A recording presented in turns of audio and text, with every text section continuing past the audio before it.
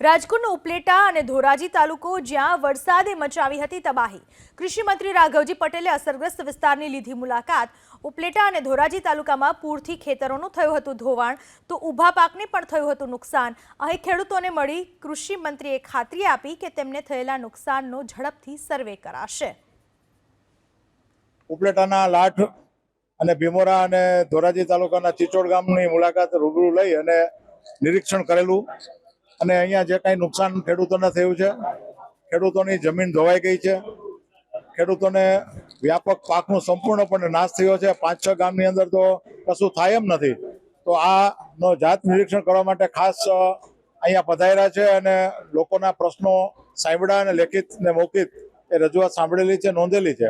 અમે આ પરિસ્થિતિનું નિરીક્ષણ કરી અને વિગત જાણી અધિકારીઓ સાથે ચર્ચા કરવાના છીએ અને જરૂર પડે સરકાર લેવલે કઈ રીતે વધુ લોકોને મદદરૂપ થઈ શકાય એ દિશામાં અમે કાર્યવાહી કરવાની।